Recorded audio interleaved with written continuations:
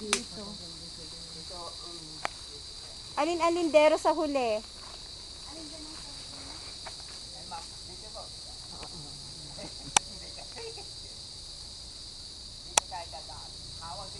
Hawan doon. Hindi tinatabasan na. Dito pala si ito.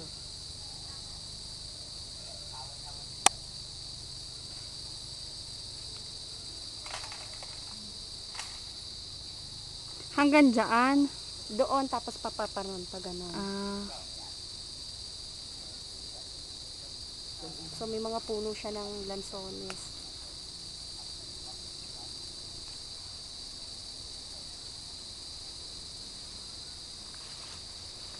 Malawak yan, kasi 888. Kasi hindi sumama yung isa eh. 888 lang pala. Oo, Akala ko at yung- 1,000 po. Hindi, ayaw sumama nitong isa. Ah, Kasi tatlo silang may-ari. ay ganon.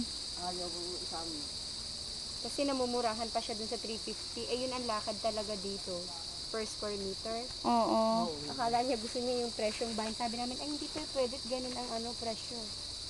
Eh, kung ayaw ninyo isama, ay dihiwa.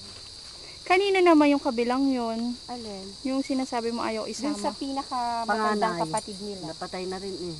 Mga Patay anak na. na lang ang Anak na lang anong namamahal. mamahalan mo. Eh, nag-usap-usap eh. Nasaan pa eh. Hanggang dun pa sa dulo yun. Oo. Kasi yun eh, ganun eh. Hindi saan daw. Tsaka malapit sa kalsada.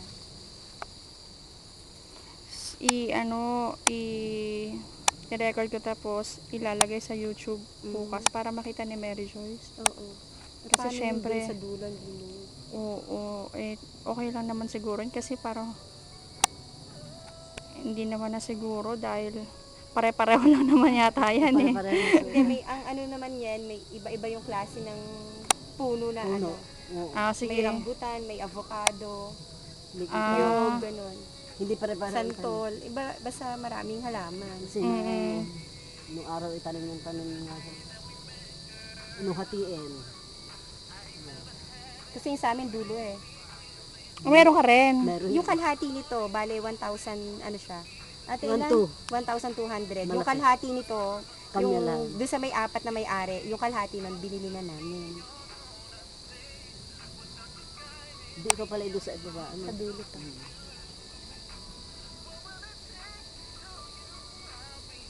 Dito pa nagsimula. Hindi ko alam yun eh.